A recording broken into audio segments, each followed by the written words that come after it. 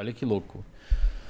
Quando você vai fazer um estudo sobre quais áreas envolvidas, por exemplo, na neurobiologia da depressão, da ansiedade, do toque, de transtornos psiquiátricos comuns que a gente atende na clínica, a gente normalmente vê, claro que existe uma complexidade muito maior, mas resumindo em duas, para ser bem pedagógico, resumindo em duas grandes áreas do cérebro, a gente teria as áreas que a gente chama de emocionalmente quentes, que seria a amígdala, córtex cingulado anterior e hipocampo, que são áreas mais da meiuca do cérebro. E existem as áreas que a gente chama de áreas emocionalmente frias, que seria o córtex pré-frontal, uma área muito envolvida com racionalidade, planejamento de futuro, análise e atribuição de critérios a comportamento, freio comportamental. E quando a gente vai ver um paciente psiquiátrico, normalmente as áreas emocionalmente quentes estão mais ativas.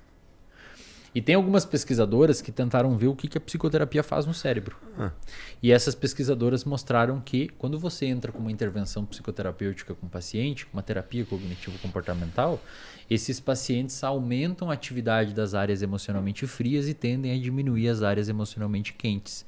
Porque o córtex pré-frontal e essas regiões lá do meio é como se eles fossem ligados por cabos. Circuitos.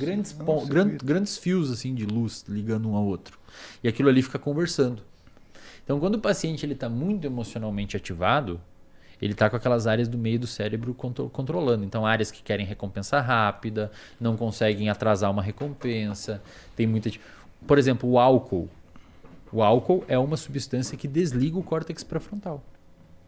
Então, a pessoa chora, grita, tem comportamentos que depois se arrepende, porque existe uma modulação dessa região.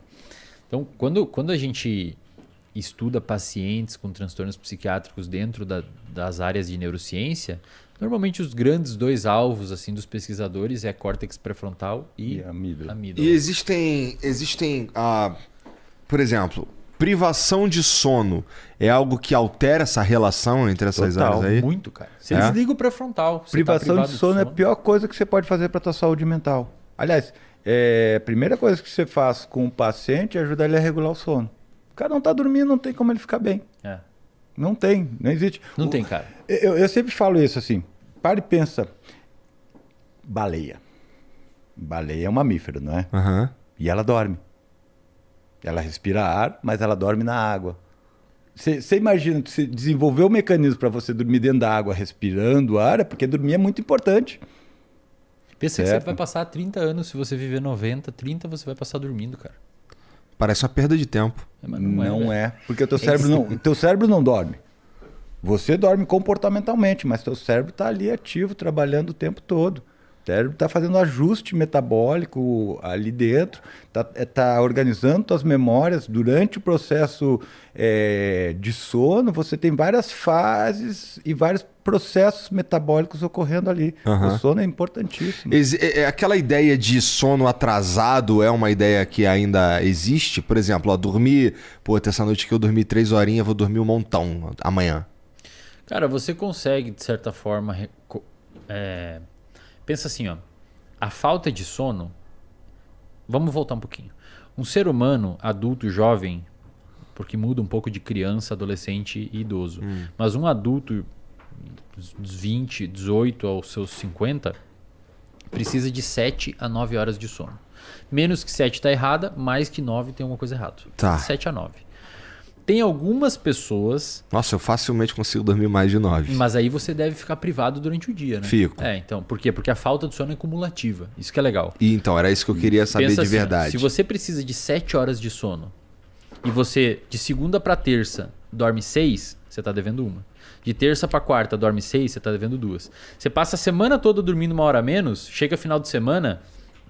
Tem estudos que mostram que você está com tanto déficit cognitivo e de raciocínio quanto alguém que virou a noite. Porque você está quase devendo uma noite inteira de sono. Aí chega final de semana, você dorme pra caceta. Pra tentar recompor aquilo. Agora você imagina a quantidade de pessoas que dormem 5, 6 horas e acham que não tem problema nenhum, tá tudo bem. As pessoas com certeza vão ter uma série de condições que podem gerar quadros de saúde mental. Desde dificuldades atencionais, dificuldades cognitivas, alteração de humor, aumento de ansiedade.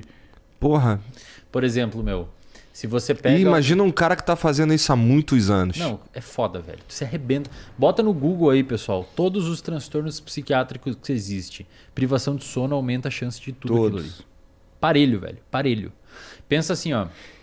Você Pode falar. E se você já tem um transtorno psiquiátrico, aí agrava muito mais o quadro.